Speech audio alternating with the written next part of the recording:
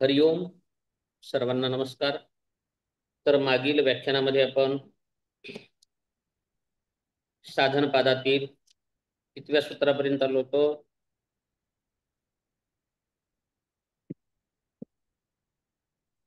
हम्म 15व्या. 15 सूत्र झाली होती. ठीक आहे. त्याचं भाष्य वाचा म्हटलं होतं. वाचले नसतील कुणी? वाचले नसतीलच. खूप मोठं भाष्य होतं त्याचं. तर सरासरी आपण सांगूया, त्याच्या भाष्याची आवश्यकता नाही तरीही वाचून दाखवतो. परंतु विषय असा सुरुवात झाला होता. आपण संगती लावतो त्याप्रमाणे संगती लावूयात एकदा. संगती अशी आहे की द्वितीय पादाच्या प्रारंभी साधनपाद जे नाव आहे त्यानुसार साधना सांगायला सुरुवात केली. असा आवाज येतोय ना? ठीक. हळू असं बोललेला आवाज व्यवस्थित येतोय का? व्यवस्थित येतोय. असा आवाज ठीक आहे का? जोरात हो ओरडण्याची हो, गरज ठीक नाही. आहे, ठीक आहे. हा, ठीक आहे. तर अशा प्रकारे सुरुवात झाली आणि त्यामध्ये क्रियायोग सांगितला गेला. क्रियायोगाचं फल समाधी भावनार्थ क्लेश तनु करणारच हे सूत्र आलं फल सांगणारं.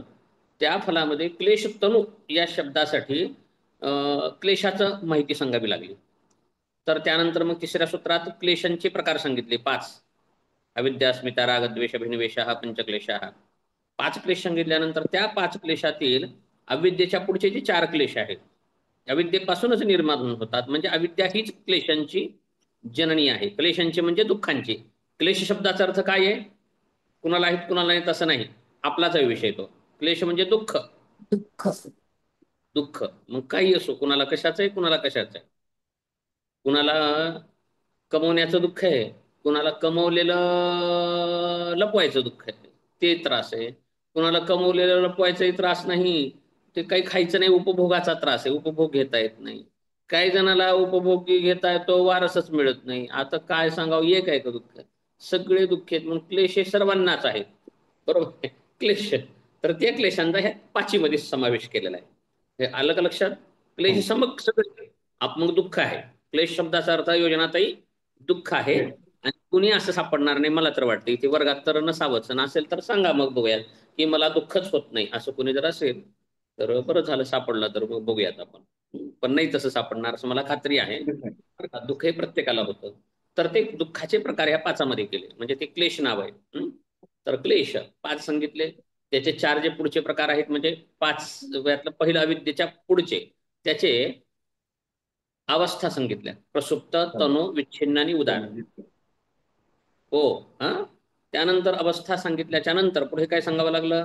अवस्था झाल्या, आता एकेका क्लेशाच्या प्रकाराचं वर्णन करावं लागेल, संकल्पना स्पष्ट करावी लागेल.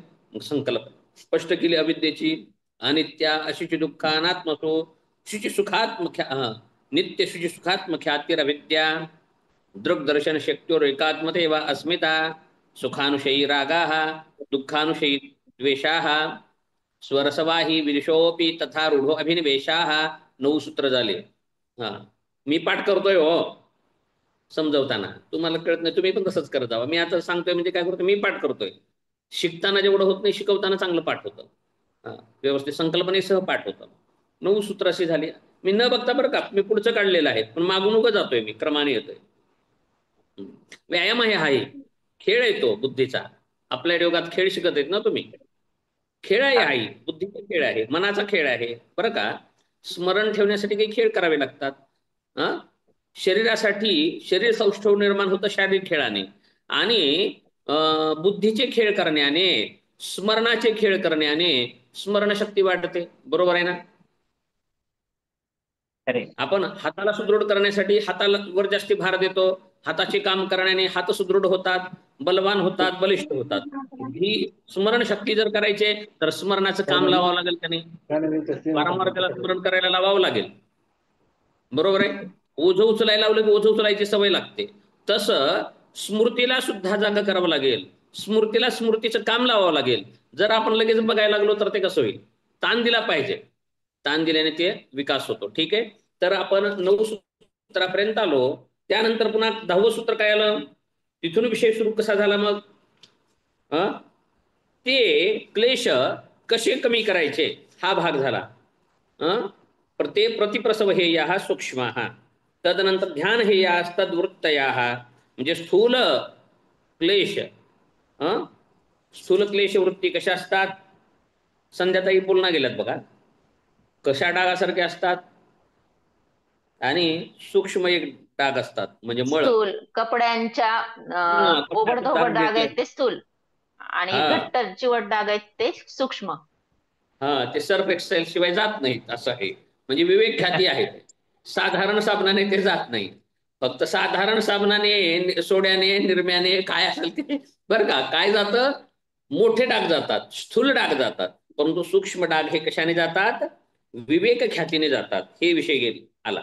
त्यानंतर आता या क्लेशांचं द्वारे बरं का काय तयार होतं? क्लेश कुणाचे मूळ आहेत, कशाचं कारण आहेत?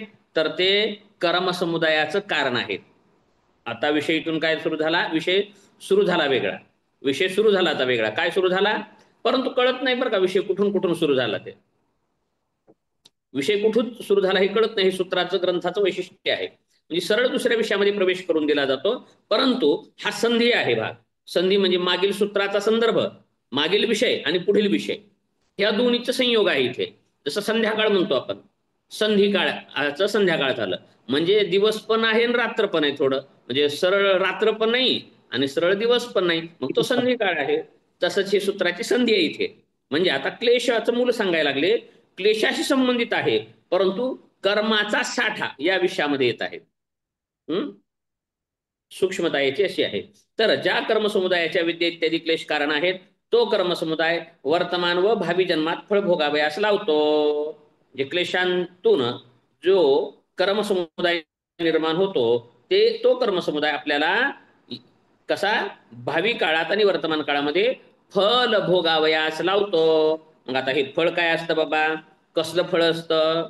मग पुढील सूत्रात सांगतात, सती मूले तद्विपाको जाती आयु भोगा. हे 3 प्रकारचं फल मिळतं. जाती म्हणजे काय आपण पाहिलं, आयुष्य काय, आयु आणि भोग सुद्धा. भोगामध्ये सर्व भोग येतील जीवनातील. पाप विपरीत असो ना, आनंददायी फल असतो, ते फल प्राप्त होतं. कशाद्वारे? तद्विपाको. तद्विपाक म्हणजे कशाचा विपाक? तद म्हणलं इथे, नाव घेतलं नाही इथे, सर्वनाम वापरलंय, त्याचा म्हणलंय. क्लेशाचं क्लेशाचं फळ, कर्माचं फळ. विपाक म्हणजे कर्माचं त्याद्वारे कर्म तयार होतात म्हणलं, आणि त्या कर्माचा विपाक. आलं लक्षात? असं कर्माचा विपाक याद्वारे हे प्राप्त होतं. आता पुढे आणखी ते शब्द वापरतात, ते आल्हाद परिताप फलाहा. तेच काय पूर्वी सांगितलेले विपाक, काय जाती आयु भोग, हे काय फल देतात? आल्हाद. आल्हाद म्हणजे आनंद, सुख आणि ताप. ताप पण देणारे असतात. आता विशिष्ट जातीमध्ये जन्म होणं म्हणजे, जाती म्हणजे उदाहरण सांगतो, काळेपणा. कुणाला लईच काळ केलंय देवानं, त्याला दुःख आहे. बरोबर आहे. उदाहरण म्हणलं जाती शब्दाचा अर्थ म्हणजे हे न घेण्यासाठी बरं का. किंवा डुबरच केलंय, काय जणांना लय उंच केलंय. आता कुणाला कशाचं आहे म्हणजे जातीचा सुद्धा काय असू शकतो, ताप होऊ शकतो, नाहीच आवडत नाही असं होतं म्हणजे दुःख होतं.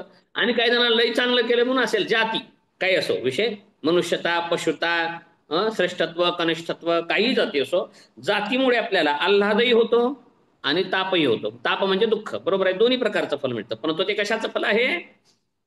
कर्माचंच फल आहे, कर्मसमुदायाचं.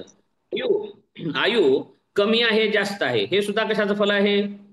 चांगली आयु किंवा विपरीत आयु, हे सुद्धा पाप किंवा पुण्याचंच फल आहे. परत भोग सुद्धा सुखदायक भोग आणि दुःखदायक भोग, हे सुद्धा कर्मसमुदायाचंच फल आहे. मग कसल्या कर्माचं? तर पुण्य अपुण्य हेतुत्वात.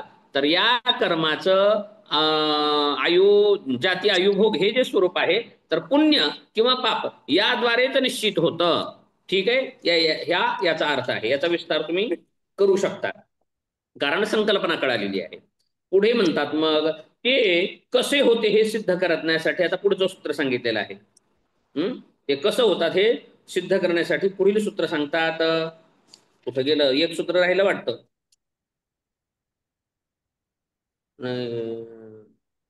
हा ठीक आहे, नाही चला. सर. सूत्र सुटलं का? संगती लागणार गेली. ठीक आहे, चला. हा, योग्याबद्दलचा भाष्यकारांनी घेतलेला विषय आहे हा असा. तर भाष्यकार म्हणतात योग्याला हे प्रतिकूल असो ना अनुकूल असो, सुखदायक असो, दोन्ही दुःखकारक असतं असं म्हटलेलं आहे. ते भाष्यकारांनी म्हटलेलं आहे. सूत्रकारांनी काही तो विषय घेतलेला नाहीये. परंतु आता पुढे सूत्रकार तो विषय घेत आहेत. आता सूत्रकार विषय काय घेतात? परिणाम ताप संस्कार दुःखैर गुणवृत्ती विरोधाच्च दुःखमेव सर्वं विवेकिनः. म्हणजे परिणाम ताप संस्कार दुःखानी व सत्वरजतम गुणांच्या स्वभावात परस्पर विरोध असल्यामुळे विवेकी योग्यासाठी सर्व दुःखच आहे. अर्थात लौकिक सुख सुद्धा दुःखाप्रमाणेच आहे. हे मी बोललो होतो कदाचित काल. इथूनच आपण विषयही केला होता. तर दुःखाचे प्रकार इथे केले त्यांनी. कसं? परिणाम दुःख, ताप दुःख, संस्कार दुःख आणि गुणवृत्ती विरोध दुःख. बरं का? दुःखाचे प्रकार हे वाचून घ्या. तुम्हाला मी म्हटलं होतं, वाचला असालच तुम्ही. ठीक आहे, पण वाचा. जर वाचाय नसाल तर परत वाचायचं आहे. बरं का?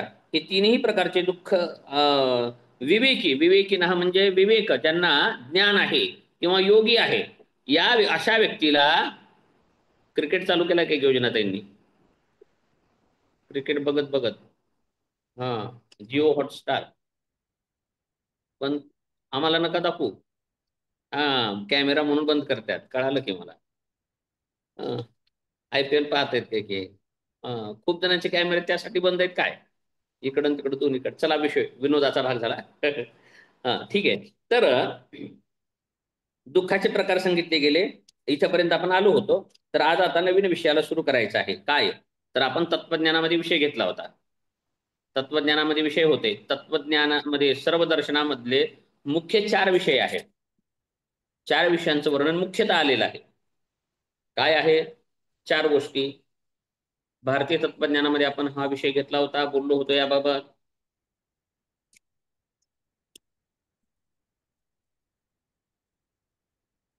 हेय, आता पुढचं संध्याताई सांगतील कदाचित, योजनाताई तुम्ही सांगू शकता, असं काही नाही. कुणीही सांगा हो, असं काही नाही, नाव घेत नाही मी. हे हेतू, हा, हानोपाय, हानो हान हानोपाय, हान, हान आणि हानोपाय. हान हेय, हेय हेतू, हेतू, हान आणि हान, हानोपाय. हानोपाय. आला का नाही पहा विषय इथे. सगळ्या दर्शनामध्ये हा विषय येतोय म्हणतोय. तर हा विषय आता इथे आलेला आहे. योग दर्शनातील हेय, योग दर्शनातील हेय हेतू, योग दर्शनातील हान आणि योग दर्शनातील हानोपाय, हानोपाय. हा इथे येणार आहे. तर लक्षपूर्वक पाहायचं आहे. 16व्या सूत्रामध्ये आता सांगतात. हं, तर याच्यात ते 4 दुःख, 3 दुःख आहेत. परिणाम, ताप आणि संस्कार. गुणवृत्ती विरोध हे चौथं. 4 आहेत. हो सर. गुणवृत्ती विरोध वाचायचंय का भाष्य? तुम्ही वाचा, काही नाही एवढं गुणवृत्ती अवघड. विरोधाविषयी थोडं सांगा. काय काय? गुणवृत्ती विरोधाविषयी थोडं सांगा. ठीक आहे.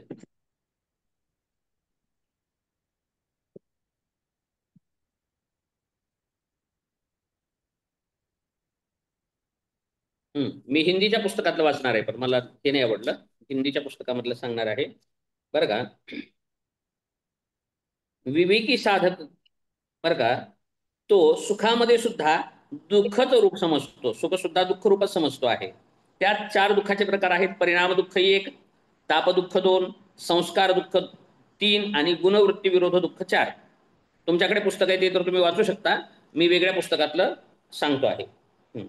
तर भौतिक सुख उपभोग तृप्ती देत नाही, परिणाम दुःख सांगत आहे मी. परिणाम दुःख काय कसं आहे? भौतिक सुखोपभोग तृप्ती देत नाही, त्याने तृप्ती होत नाही. का होत नाही? तर जसं अग्नीमध्ये, अग्नीमध्ये तूप टाका किंवा तेल टाका, अग्नी थांबते का? मनुस्मृतीमध्ये आलेला एक श्लोक आहे, न जातु काम कामानाम उपभोगेन शम्यती हविषा कृष्णवर्त्मेव भूय एवाभिवर्धते, म्हणजे भोगान भुक्ता वयमेव भुक्ता, भोग भोगण्याने भोग संपत नाहीयेत आणि तृप्ती तर येतच नाही, बरं का. तृप्ती येत नाही तर भोग भोगण्याने भोगाची आसक्ती आणखी वाढत जाते आणि भोग लालसा आणखी वाढत जातात, वासना वाढत जातात, वासना थांबत नाही. हं? म्हणून या भोग वासना भोगण्याने काय दुःख, कोणतं दुःख निर्माण होतं? परिणाम.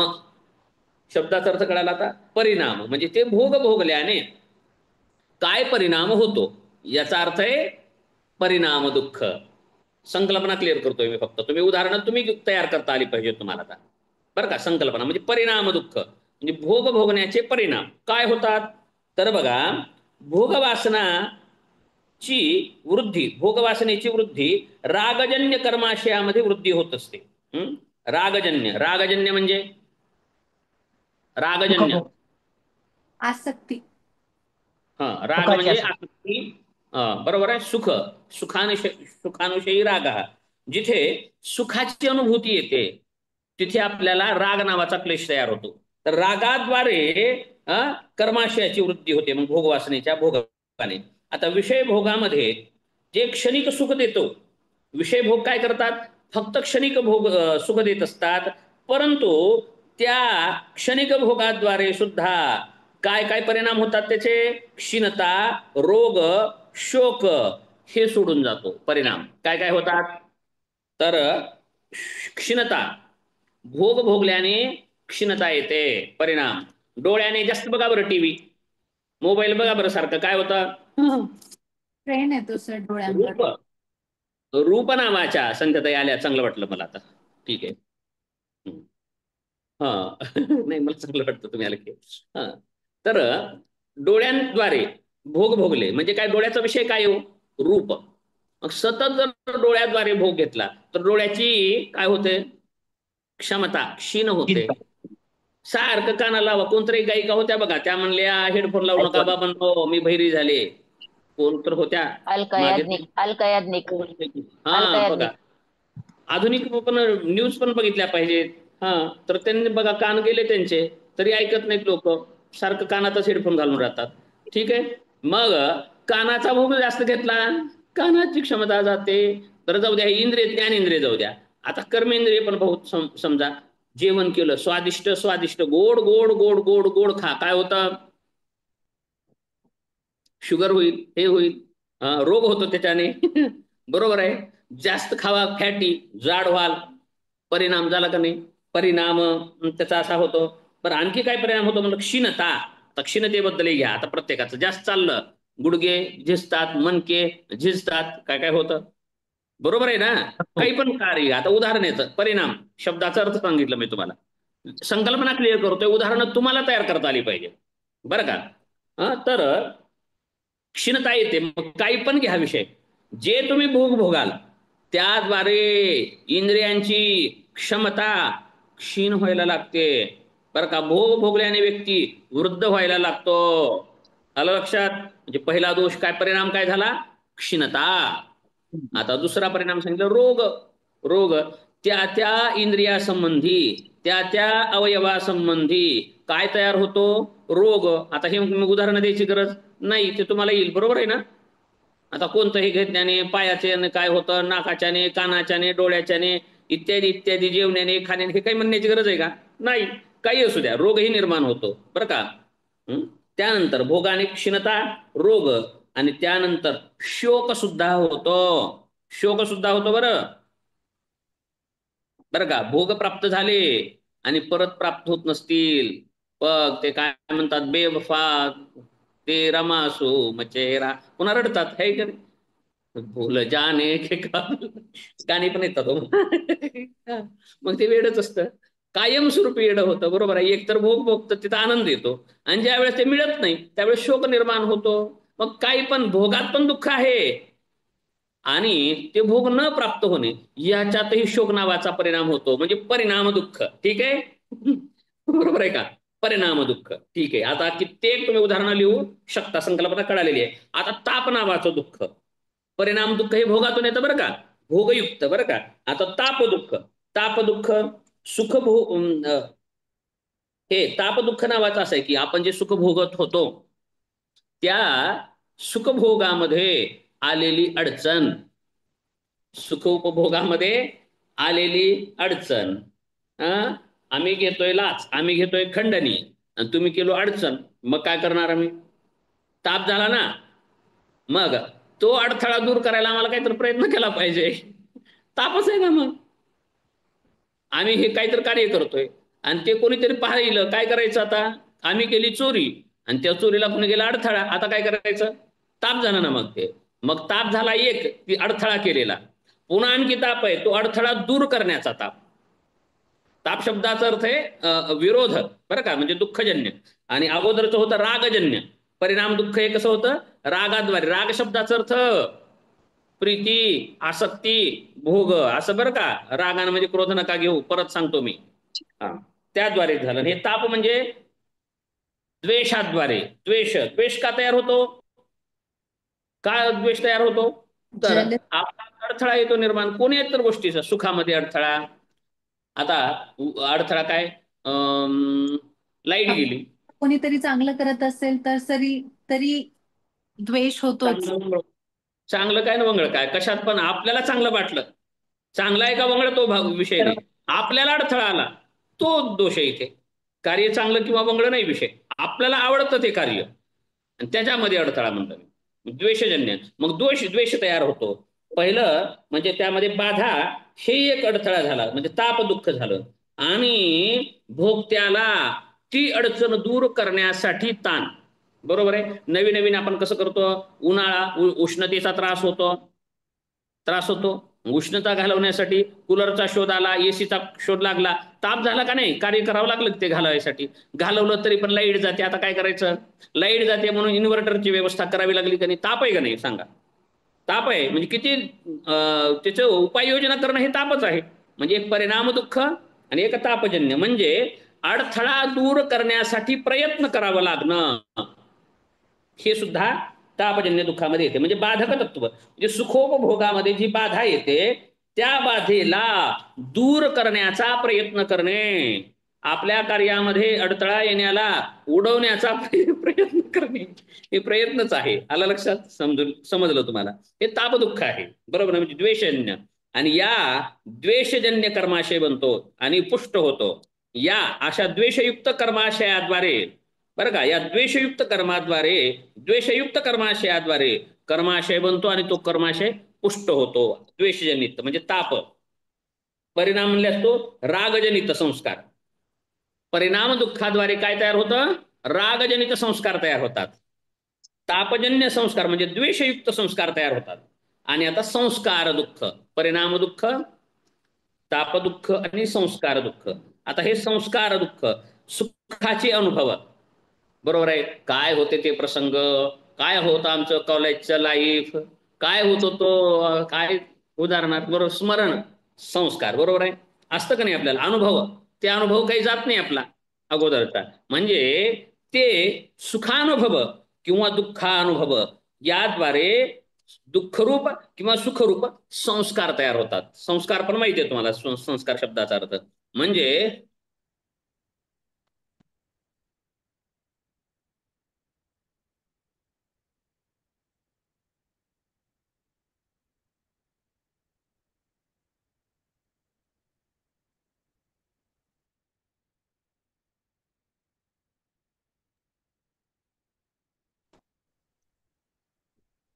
ठीक आहे. कोण आला होता? काय म्हणत होतो मी? संस्कार दुःख हे चालू होतं. तर संस्कार म्हणजे संस्कार काही विरोधीच नसतात. सुखरूपही संस्कार असतात. म्हणजे रागजन्य संस्कार म्हणजे सुखजन्य संस्कार, म्हणजे सुखाच्या अनुभवाचेही संस्कार होतात आणि दुःखानुभव सुद्धा असणारे संस्कार उत्पन्न होतात. दृढ संस्कार, हे संस्कार काय करतात? तर वारंवार तसंच कार्य करण्यासाठी उत्प्रेरित करतात. ते संस्कार काय करतात? वारंवार त्याच क्रिया करण्यासाठी प्रेरित करतात. आणि त्याद्वारे काय होतं? संस्काराने कार्य करण्याची प्रेरणा प्राप्त होते. संस्काराने काय होतं? कार्य करण्याची प्रेरणा प्राप्त होते. काही जणाला तिखट खायची सवय आहे, काही जणाला गोड खायची सवय आहे, काही जणाला हॉटेललाच खायची सवय आहे. आता हे संस्कार शब्द व्यसन या अर्थाने देतोय मी. तर वारंवार आपल्याला ते करायचा प्रयत्न करावाच वाटतो ना. जाऊ द्या काय उद्याच उद्या बघू, आजच्या दिवस खाऊ. डॉक्टर म्हणतो गोड खाऊ नका, परंतु खायची सवय लागली. काय होतंय जाऊ दे मरू दे, काय तर म्हणतात खाऊन मरू दे. आणि पुन्हा दुःख झालं की पुन्हा घरच्याला लेकरावाला त्रास करतात बघा. म्हातारे वृद्ध असतील तुमच्या घरी तर बघा खातात, न द्यावं तर वाईट वाटतं, मग देतात खायला. आणि पुन्हा दुःख झाले, काहीतरी झालं, काहीतरी झालं की यमाला ओरडतात, पुन्हा ये ने लवकर म्हणतात, पुन्हा मुलांना आणखी त्रासच देतात. म्हणजे उदाहरणार्थ वारंवार ते करावं वाटणं म्हणजे कार्य करायला प्रेरित करतात. संस्कार हे पडलेले आहेत, जिभेला वळण पडलेलं आहे, ते संस्कार कार्याला प्रेरित करतात. त्याद्वारे कधी कार्य होत असतात, मग कधी कार्य होतात कधी कार्य होत नाहीत. हे आला होता विषय बघा, प्रसुप्त, तनु, विच्छिन्न, उदार. बरोबर आहे. मग काही काही नुसतं आठवण करून देतात पण प्रेरित होऊन होत नाही. काही सुप्तच असतात प्रसुप्त, काही फक्त स्मरण करतात चला खाऊ, परंतु स्मरण होताना लुप्त होतात, तनु अवस्थेला आहेत. काही संस्कार जातात चालायला पण वाटेत अडथळाच येतो, नको बाबा पुन्हा कुणाला भोगायचंय गोड खाऊन, डॉक्टर सुया घालील लय मोठ्या, ऍडमिट करावं लागेल, त्यापेक्षा राहू दे बाबा. मग दुसऱ्या संस्कारानं त्या संस्काराला अडवलं, गप बसला, विच्छिन्न वासना. बरोबर आहे. आणि काही संस्कार चल काय होऊ दे, झाला तो प्रेरित झाला. म्हणजे कार्य, पण कार्याला प्रेरित करतं काय, संस्कार. संस्कार करायला प्रेरित करतात आणि कार्याद्वारे. आणि ठीक आहे, वारंवार ते कार्य करण्याने काय होतं, संस्कार तयार होतात. आपण रोज पहाटे उठायचे संस्कार आहेत काही जणाला, झोपच येत नाही, मग संस्कार लागले वळण. कुणीही गावाला जावा मग ते सकाळी उठणारच, ठोसरसर ठोसरसर उठणारच, कुठेही जाऊ द्या, 4 वाजता उठून लोकांना परेशान करणारच. मग काय संस्कार पडलेत, ह्याला संस्कार नाव आहे. बरोबर आहे, संस्कार. पहाट झाली की ते झोप येतच नाही, हे संस्कार आहे. म्हणजे संस्कार म्हणजे वर्ण, म्हणजे तुम्ही वारंवार जेवढं ते क्रिया कराल तेवढं त्या क्रियेचे चित्तावरती संस्कार होतील. म्हणजे उदाहरण दिलं हो मी, जमेल न जमेल उदाहरण, परंतु सवय पडत जाते. म्हणजे संस्काराद्वारा कार्य, कार्याद्वारा संस्कार, हे चक्र सतत सतत सतत सतत तयार राहतं. आणि याला म्हणायचं संस्कार दुःख.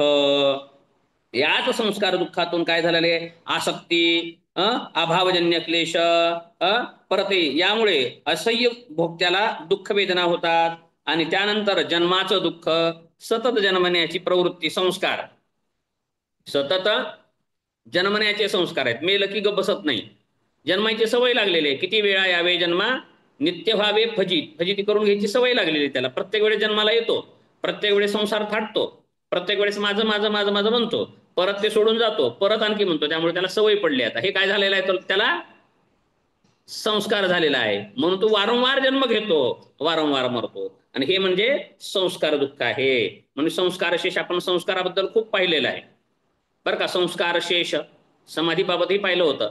संस्कार शेष राहिलेले असणारे निर्बीज समाधी नसते, हे पाहिलं होतं. निर्बीज समाधी, असंप्रज्ञात समाधी असते, तिथे संस्कार शेष राहत नाहीयेत, संस्कारही राहत नाहीत. म्हणजे संस्काराचंही योग दर्शनामध्ये महत्व खूप आहे. ठीक आहे, आपण पुढे जाऊया. ते 3 दुःख झाले. आता गुणवृत्ती विरोध दुःख हे काय आहे, तर गुणाच्या कार्याचं नाम गुणवृत्ती आहे. गुणवृत्ती विरोध, गुणवृत्ती विरोध दुःख म्हणलंय ना. कसं आहे सूत्र, सूत्र कसं आहे, परिणाम ताप संस्कार दुःखै गुणवृत्ती विरोधाच्च दुःखम एव सर्वम विवेकिनः. बरोबर आहे ना. गुणवृत्ती विरोध, नुसतं गुण नाही, गुण विरोध नाही, गुण वृत्ती विरोध दुःख. गुणवृत्ती कशाला म्हणायचं ही संकल्पना सांगतोय आता. गुण, गुण माहिती आहेत 3 गुण. गुणवृत्ती, वृत्ती कशाला म्हणायचं, गुणांच्या कार्याचं नाव गुणवृत्ती. कुडके सर लिहून घेत असाल तर घ्या. गुणवृत्ती म्हणजे काय, गुणांच्या कार्यालाच गुणवृत्ती हे नाव आहे. ठीक आहे. तर मग गुण कोणकोणते आहेत, सत्व, रज, तम. आणि या तिघाचं कार्य काय आहे हो, कार्य सांगा आता.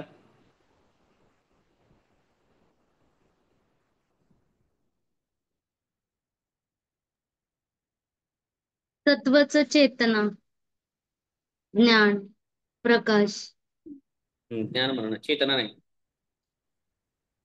प्रकाश. ज्ञान, प्रकाश, प्रकाश, प्रकाश. ज्ञान, सुख. ठीक आहे. तमोगुणाचं काय? अंधकार, अज्ञान, दुःख. आणि रजोगुणाचं काय?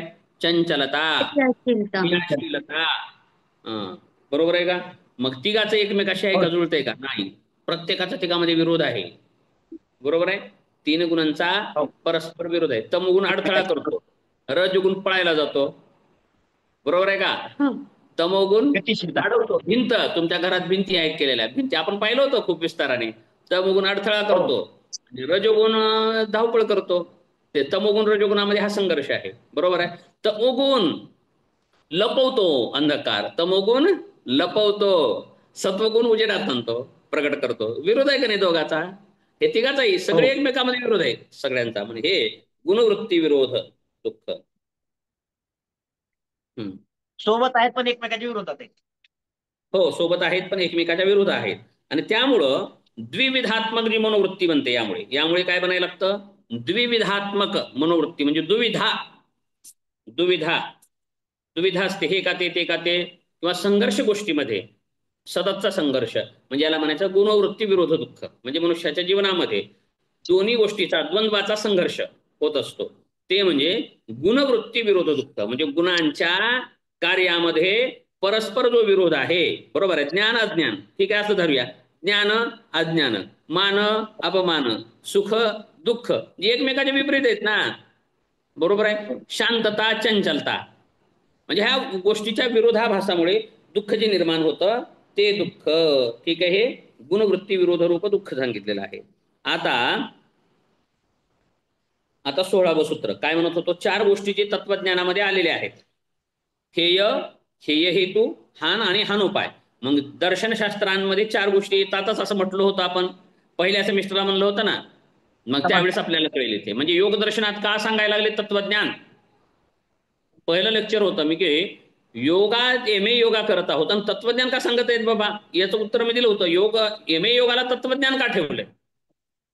याच्यावरती युट्यूबवरती काही बाहेरच्या विद्यार्थ्यांनी कमेंट पण केले की तत्वज्ञान काय आहे हे मला आज कळालं म्हणे. असं त्या पहिल्या लेक्चरच्या ह्याला खाली आलेले आहेत काही जणांचे मेसेज. तर त्यानुसार म्हणत होतो. तर त्यावेळेस मी म्हणलं सुद्धा होतं की धीर धरा, तत्वज्ञानाचं महत्व कळेल आपल्याला पुढे. तर हे 4 तत्व इथे आलेले आहेत योग दर्शनामध्ये. तर त्यातलं पहिलं तत्व, पहिला घटक काय आहे? हेय. पहिला घटक काय आहे? हेय. हेय म्हणजे काय? नको असलेले. हेय म्हणजे काय? येणारे नको येणारे असलेलं. काय आहे हेय म्हणजे? हे शब्दाचा अर्थ नको असलेलं. काय नकोय मग? कोणी म्हणेल दारिद्र्य नकोय, कोणी म्हणेल विरह नकोय, कोणी म्हणेल आणखी काही नकोय, कोणी म्हणेल काही नकोय, रोग नकोय, काही पण म्हणेल. परंतु एकत्र त्याचा अर्थ काय होतो? दुःख नकोय. ते का नकोय? तर त्याचा अर्थ आहे दुःख नकोय. तर मग पतंजली महाराज सांगतात हेयम दुःखम अनागतम. हेय काय आहे? तर हे अनागत दुःख, म्हणजे पुढे येणारं दुःख हेच हेय आहे. असं का बरं? हेयम दुःखम अनागतम, भविष्यामध्ये येणारं दुःख हेच हेय आहे. भविष्यामध्ये येणारं दुःख हेच त्याज्य. त्याज्य हे म्हणजे त्यागण्यायोग्य आहे. का हो? अगोदरचं का बरं नाही? अगोदरचं दुःख का त्यागण्यायोग्य नाही? तर अगोदर ते भोगून त्याग झालाय ना त्याचा. अगोदरच्या दुःखाचा भोग झालेला आहे, त्यामुळे ते आता त्यागलं जाऊ शकतं का? नाही. म्हणून ते सुद्धा हे नाही. मग आपण वर्तमानकालिक म्हणूयात. वर्तमानकालिक जे दुःख भोगत आहोत आपण, ते सुद्धा त्यागण्यायोग्य आहे का? नाही. कारण ते भोगास प्रवृत्त झालेलं आहे आणि ते सुद्धा भोगून संपणार आहे. बरोबर आहे? ते भोगून संपणार आहे, त्यामुळे ते सुद्धा त्याज्य नाही. परंतु आगामी काळातील जो येणार दुःख आहे ते मात्र त्यागता येतं. जसं कर्माचे 3 प्रकार सांगतात: संचित, प्रारब्ध, क्रियमान. ऐकलंय ना? तर प्रारब्धाचं भोग टाळता येत नाही. प्रारब्धाचा जो भोग आहे तो भोगूनच सारावा लागतो. प्रारब्धाचा भोग हा भोगूनच सारावा लागतो. देह तवसे प्रारब्धा अधीन, याचा कामी शीन वाहू भार. तुकोबाराय सुद्धा म्हणतात. कारण का प्रारब्धाचा जो भोग आहे तो भोगूनच सारावा लागतो, तो टाळता येतच नाही. परंतु संचिताचा जो भोग आहे तो टाळला जाऊ शकतो, असं इतर शास्त्रामध्ये सुद्धा आलेलं आहे. तसंच महर्षी पतंजली सुद्धा सांगतात की भविष्यकालीन जो ताप आहे, दुःख आहे, ते हेय आहे, ते टाळता येऊ शकतं. ठीक आहे, याचा अर्थ एवढाच आहे आता याचा. मग आपल्याला कळालं दुःखाचे प्रकार काही करायची गरज आहे का? आध्यात्मिक, आधिभौतिक, आधिदैविक, आणखी आणखी आणखी काय प्रकार, उदाहरणं काही करण्याची गरज नाही, कारण आपण तत्वज्ञान व्यवस्थित अध्ययन केलेलं आहे. 9 दर्शनातील तत्वज्ञान आपल्याला सर्वांनाच व्यवस्थित पाठ झालेलं आहे. त्यामुळे अशा काही गोष्टी संकल्पना सांगायची गरज नाही. हेय दुःखम अनागतम, हे म्हणजे काय तर आगामी काळातील दुःख हेच हेय आहे, म्हणजे त्यागण्यायोग्य आहे. त्यागण्यायोग्य म्हणजे नको असलेलं आहे. मग दुसरं तत्व काय आहे हो? आपण घटक काय आहे तत्वज्ञानातील 4 पैकी? हेय हेतू. हेय हेतू. हेय हेतू म्हणजे काय? दुःखाचे कारण. दुःखाचे कारण. हो, त्या हेयाचं, जे हे अगोदर सांगितलं दुःख, त्या हेयाचं कारण, याचं नाव आहे हेय हेतू. मग आता 17व्या सूत्रामध्ये हेय हेतू सांगत आहेत पतंजली. काय सांगत आहेत आता? हेय हेतू. हेय हेतू काय आहे? तर द्रष्टृ दृश्ययोः संयोगो हेय हेतू, म्हणजे दृष्ट्याचा आणि दृश्याचा संयोग हाच हेय हेतू आहे. एका वाक्यात काय? दृष्ट्याचा आणि दृश्याचा संयोग होणे हाच हे हेतू आहे. म्हणजे हेच काय आहे? हे हेतू म्हणजे दुःखाचं कारण आहे. दृष्ट्याचा आणि दृश्याचा संयोग हेच दुःखाचं कारण आहे. कळालं? मग आता दृष्टा म्हणजे काय आणि दृश्य म्हणजे काय हे सुद्धा आपल्याला कळालेलंच आहे, कारण आपण अगोदर तत्वज्ञान शिकलेलो आहोत. आलं लक्षात? अगोदर तत्वज्ञान शिकवून योगदर्शन नंतर घेण्याचं कारण कळालेलं असेल, आणि अगोदर घेऊन ते घेऊन दुसऱ्या सत्रामध्ये सुद्धा विशेषत्वाने सांख्य दर्शन घेतलेलं आहे. बरोबर आहे का? सांख्य दर्शनाचा वारंवार उहापोह केलेला आहे, कारण योग दर्शनाचं सैद्धांतिक भाग सांख्य दर्शनात आहे. बरोबर आहे का? तर त्यामुळं हे आपल्याला काहीच उघड जाणार नाही. तर द्रष्टा म्हणजे कोण आहे?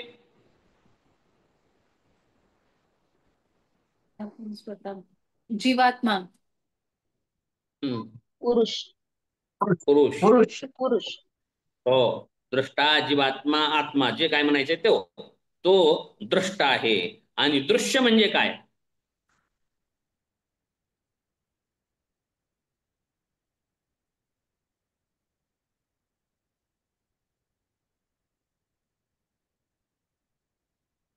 दर्शन म्हणजे आपले ती म्हण- दर्शन शक्ती सर. ती आपण आपण ज्ञानेंद्रियाद्वारे जे अनुभवतो.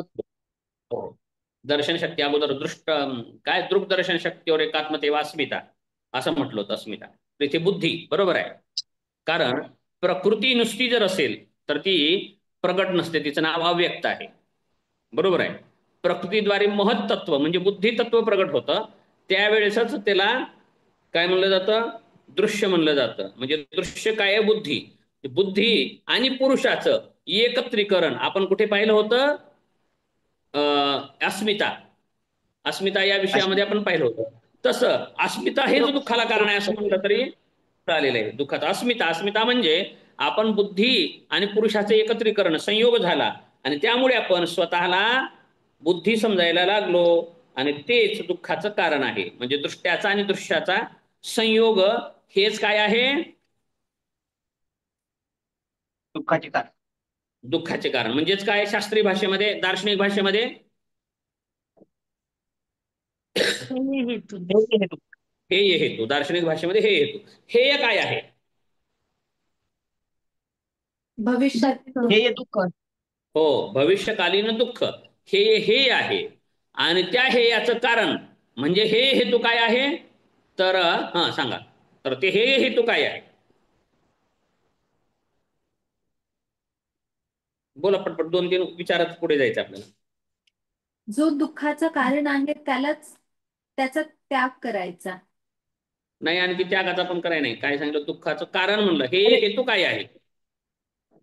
कारण. आपण याला एकच समजतो ना, दृश्याला आणि ह्याला. हे कारण आहे. हा, दृष्ट्याचा आणि दृश्याचा संयोग हे कारण आहे असं म्हणायचं अपेक्षित होतं मला ना. सरळ सरळ अर्थ विचारतोय. आधी काय म्हटलं? हे काय आहे? हे काय आहे? अनागत दुःख, पुढे येणारं दुःख. ठीक आहे, मग त्या दुःखाचं कारण काय आहे? म्हणजे हे हेतू काय आहे? तर दृष्ट्याचा आणि दृश्याचा संयोग आहे. हम्म. ठीक आहे, किंवा सरळ एका वाक्यात. ठीक आहे. मग आता दृश्य सांगत आहेत. आता काय सांगत आहेत? दृश्य. दृश्य काय आहे? आता 18व्या सूत्रामध्ये दृश्य काय आहे हे सांगत आहेत. दृश्य का सांगत आहे तो? दृश्य सांगायची काय वेळ आली? कारण मागील सूत्रामध्ये द्रष्टा आणि दृश्याचा संयोग सांगितलाय. मग दृश्याचं वर्णन करावं लागेल आता. मग दृश्य काय आहे सांगा, दृश्य व्यवस्थित सांगा. मग आता दृश्य सांगत आहेत. हे दृश्य कशाला म्हणायचं, त्याचं स्वरूप काय आहे हे 18व्या सूत्रामध्ये सांगितलं गेलेलं आहे. कसं आहे स्वरूप त्याचं? प्रकाश क्रिया स्थितिशीलम भूतेंद्रियात्मकम भोगापवर्गार्थम दृश्यम. दृश्य कसं आहे? प्रकाश क्रिया स्थितिशीलम, एवढ्यावर नाही, भूत इंद्रियात्मकम. आणखी कार्य काय त्याचं? भोगापवर्गार्थम दृश्यम. दृश्याचं प्रयोजन काय आहे? भोग आणि अपवर्ग. कशा पद्धतीने? भूत आणि इंद्रियाद्वारे. काय त्याचे गुण आहेत? प्रकाश, क्रिया आणि स्थिती. ठीक आहे. दृश्य कसं प्रकट होतं? 3 गुणात, त्रिगुणात्मक आहे. प्रकृती ही त्रिगुणात्मक आहे. म्हणून प्रकृतीद्वारा जन्मलेलं सगळं त्रिगुणात्मकच आहे. त्रिगुणात्मक आहे. आणि त्या त्रिगुणाचं कार्य आपण पाहिलं होतं. 3 गुणाचं कार्य पुढे आलं होतं 2 सूत्राच्या अगोदर. त्या 3 गुणांचं कार्य म्हणजे प्रकाश, क्रिया आणि स्थिती. स्थिती हे गुणाचं आहे. कार्य कोणत्या गुणाचं? काय म्हणले सर? तमस तमस तम तम तमस. क्रिया रजस राजस. हा. आणि प्रकाश आणि सात्विक. प्रकाश हा सत्व. 3 गुणांचं संघर्षाबाबत आपण पाहिलं होतं. 3 गुणांचा संघर्ष. तसं आता इथे मग प्रकाश क्रिया स्थितिशीलम, प्रकाशशील, क्रियाशील आणि स्थितिशील हे असे 3 गुण आहेत. आणि ते 3 गुण कसे प्रकट होतात? भूत आणि इंद्रिय स्वरूपात असणारे असतात. भूतेंद्रियात्मकम, आत्मक म्हणजे आत्मा नाही इथे, भूत आणि इंद्रियांच्या स्वरूपामध्ये हे 3 गुण प्रकट होतात का? दिसतात का कुठे गुण? गुण सांगा बर. गुण रूपाने गुण दिसत नाही, तर वस्तूद्वारा म्हणजे भूत किंवा इंद्रियाद्वारा त्यांचं प्रगटीकरण होतं. त्यांच्या लक्षणांनी सिद्ध होतात. गुण असे दिसत नाही, ते धारण निर्गुणच आहे. करणाऱ्याने धारण केल्यावरती ते लक्षात येतात हा, धर्माने. हो, धर्मधर्मी, लिंगलिंगी अशा स्वरूपामध्ये. म्हणजे उदाहरणार्थ प्रकृती कुठं दिसते हो? प्रकृती कशाला म्हणायचं आपण? ही प्राकृतिक प्राकृतिक म्हणतो. प्राकृतिक म्हणजे प्रकृतीद्वारा झालेला आहे. पण प्रकृती प्राकृतिक गोष्टीतून मानावी लागते. प्रकृती दिसत नाही. बरोबर आहे? प्रकृती कुठे दिसते? प्रकृतीचे गुण दिसतात. गुण सुद्धा गुणरूपात वेगळे दिसत नाहीत. तर गुण हे वस्तूच्या साह्याने असतात. कोणत्या दर्शनात आहे? वैशेषिक दर्शन.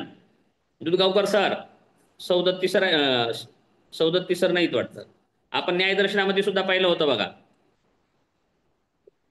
गुण कशानेच्या आधाराने राहतात? गुणीच्या साह्याने गुण असतात. आणि बरोबर आहे का? हो हो सर. आणि त्यातून क्रिया पण गुण कर्म कसं आहे?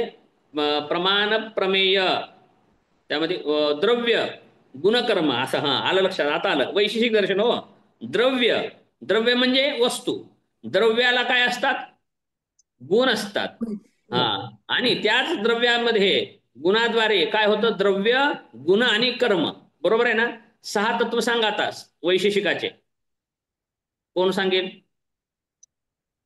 3 तर सांगितलोय मी आताच. आता 3 तर सहज द्रव्य, गुण, अवयवी. अवयवी, अभाव आणि शेवटचा अभाव. अवयवमध्ये का बरं घेतलो उगाचच? नाही, द्रव्य, गुण,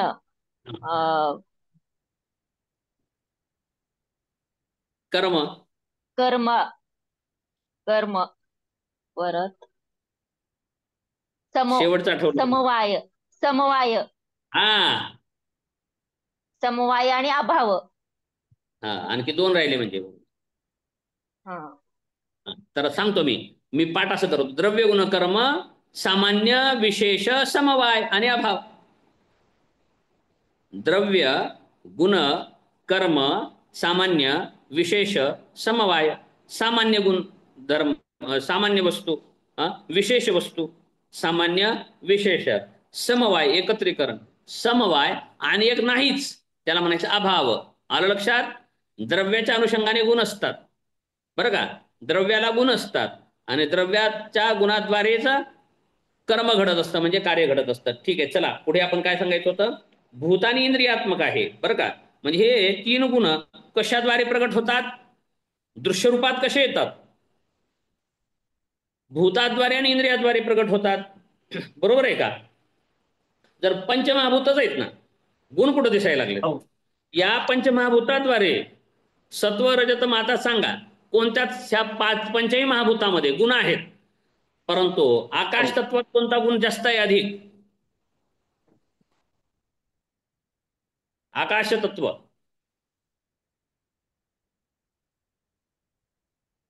अभाव आहे ना सर, अभाव त्यात. पण अभाव. तत्व मानले ना, पंचमहाभूत मानलेले आहेत आपण ते. हा हा सत्व रजतमापैकी हो. हा हा सत्व हा काय असेल? सत्व असेल, सत्व सत्वाधिक्य असेल. हा सत्वच आहे प्युअर, बाकीचे गुण गौण आहेत. आता वायू तत्व, वायू तत्वात काय असेल? क्रियाशीलता, क्रियाशीलता. रज अधिक असेल, क्रियाशीलता, हलके रजोगुण, रजोगुण अधिक असेल, तमोगुण अत्यल्प असेल आणि सत्वगुण सुद्धा अल्प असेल पण असतो. पारदर्शकता असते हवेत ती. बरोबर आहे. जलतत्व घेऊयात आणखी, त्यामध्ये काय असेल? स्थिरता. तमोगुणाचं प्रमाण रजोगुण. थोडंसं वाढलं वायूपेक्षा तम वाढला. बरोबर आहे. सत्व थोडा कमी झाला.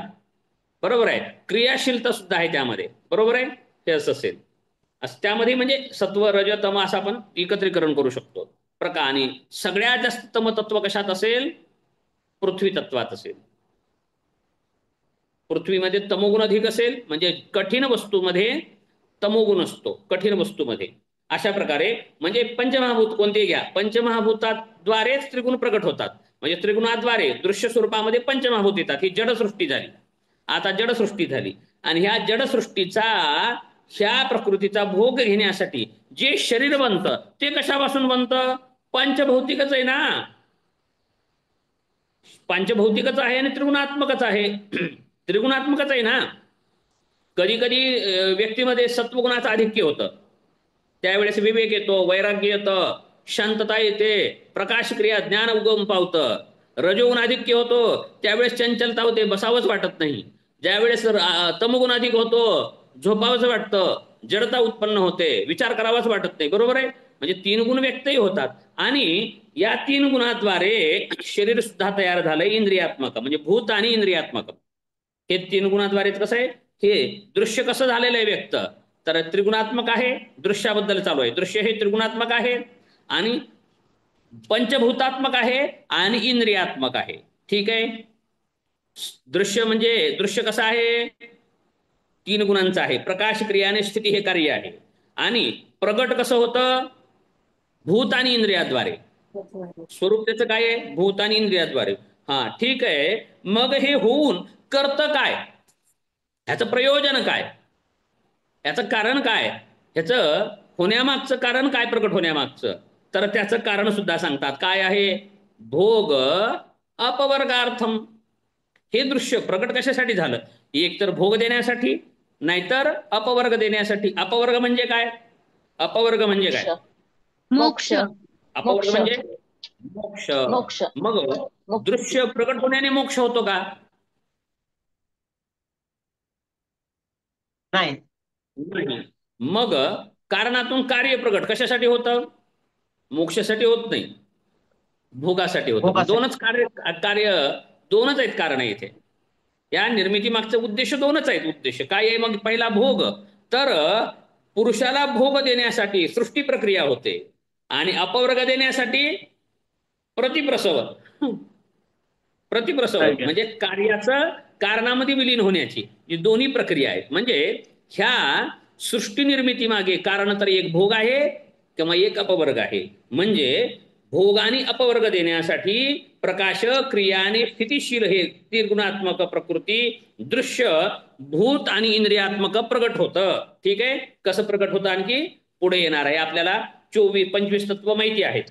25 तत्व आपल्याला माहिती आहेत. आता पुढे आणखी तेच 25 तत्व म्हणजे 24 तत्व सांगत आहेत. कसे आहेत मग? दृश्य हे कसं आहे? दृश्य कसं आहे त्याचं वर्गीकरण केलेलं आहे. सांख्य सिद्धांताचे तत्वाचं वर्णन इथे आलेलं आहे. आता 19व्या सूत्रामध्ये सांख्य दर्शनातील 24 तत्व 25 तत्व जे सांगितलेली आहेत ते जशास तसे इथे आलेले आहेत. कसे आलेले आहेत पाहता पुढे. विशेषा विशेष, विशेष अविशेष, लिंग लिंगमात्र, लिंगानी, गुणपर्वाणी. विशेष अविशेष, केवळ लिंग आणि अलिंग हे गुणांचे 4 विभाग आहेत. प्रकृती काय आहे? त्रिगुणात्मिक आहे. आणि या त्रिगुणांचे विभाग हे किती आहेत? 4च आहेत. कसे आहेत? विशेष, दुसरं अविशेष, तिसरं लिंग मात्र आणि चौथं अलिंग. ठीक आहे, हे आपण पाहिलं होतं अगोदरही. आता सांगा बरं मला, कोणीही सांगा एकदा, विशेष काय आहेत, अविशेष काय आहे, लिंग काय आहे, अलिंग काय आहे? सांगा हो.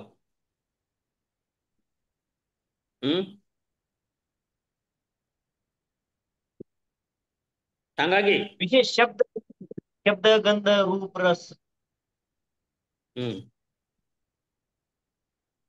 आपण सांख्य दर्शनाचं नाव घेतले होते बघा, नुसतं कार्य. तर विशेष हे ज्ञानेंद्रिय झाले आणि कर्मेंद्रिय झाले आणि अविशेष हे तन्मात्रा झाले त्यांच्या. विशेष किती आहेत? 16. विशेष 5 16, कर्मेंद्रिय, अविशेष 6. 5 ज्ञानेंद्रिय. आला आता पहा, विशेष अविशेष 5 कर्मेंद्रिय. सांगा वेळ विकारी आणि अविकारी. कर्मेंद्रिय आणि मन. निव्वळ विकार, विकारी, फक्त कार्य, विकारी 16. कारण नाही असे किती तत्व आहेत? फक्त कार्य आहे, कारण नाही असे तत्व. ते 16 ना सर? 16. तेच सांगा म्हणतोय ना, मग नाव घ्या. ज्ञानेंद्रिय, कर्मेंद्रिय, पंचज्ञानेंद्रिय, पंचकर्मेंद्रिय, परत मन आणि 5 पंचमहाभूत.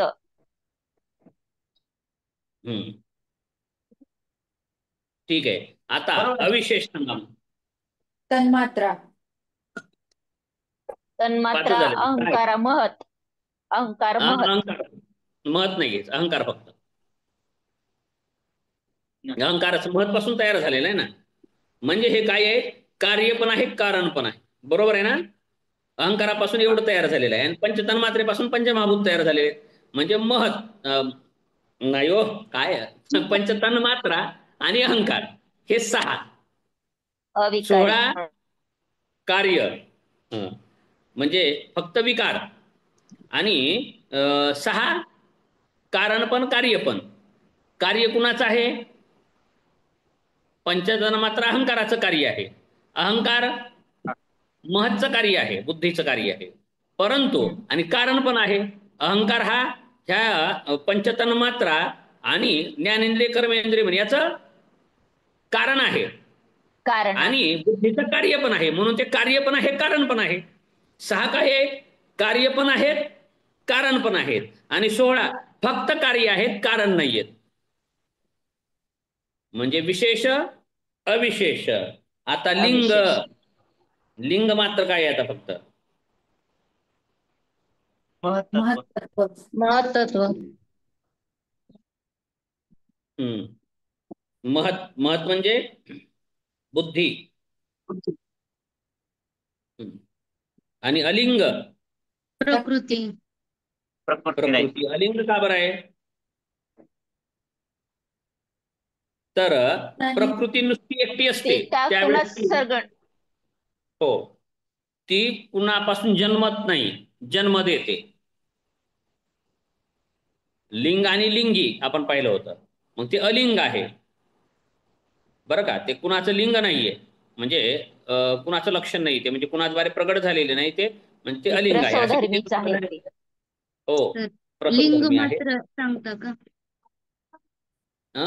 लिंग, लिंग मात्र. महत, महत बुद्धी, महत बुद्धी हे लिंग आहे, म्हणजे फक्त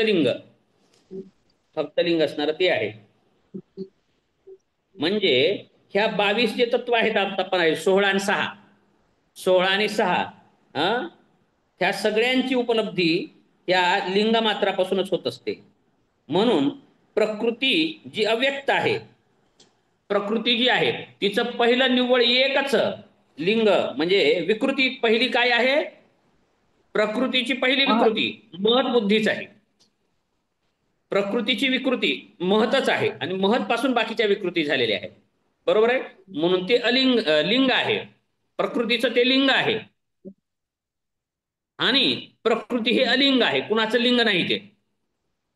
प्रकृती हे लिंग आणि महत हे लिंगी म्हणता येईल. नाही हो, चुकलं. अलिंग, प्रकृती अलिंग अलिंग आणि महत हे लिंग. हा ठीक आहे. मध हे लिंग झालं. नाही, कन्फ्युजन झालं मला थोडंसं बोलण्यामध्ये, मला काहीतरी वेगळं सांगायचं होतं आणि झालं तिसरंच. असो, चला. तर महत हे किंवा बुद्धी हे लिंग आहे आणि प्रकृती निव्वळ राहते, ती अलिंग असते. कारण प्रकृती ही साम्यावस्थेत असते, त्यावेळेस ती अव्यक्त असते. प्रकृती व्यक्त नसते, प्रकृती ही व्यक्त नाही, प्रकृती ही व्यक्त नाही, अव्यक्तच आहे. ते अव्यक्तच आहे. बरोबर आहे. तर हे महद्वारे व्यक्त होते, बरं का. लिंगाद्वारे म्हणजे महद्वारेच व्यक्त होते. आपण याचा विस्तार उद्या पुढच्या आठवड्यामध्ये आपण सोमवारी करूया ते. सोमवारी आपण पाहू. उद्या असेल अप्लाइड योगा फक्त असेल. ठीक आहे. उद्याही जॉईन करा सर्वांनी. ठीक आहे. इथपर्यंत आलोत आपण, 19व्या सूत्रापर्यंत आलो. 19व्या सूत्राला पण थांबतो.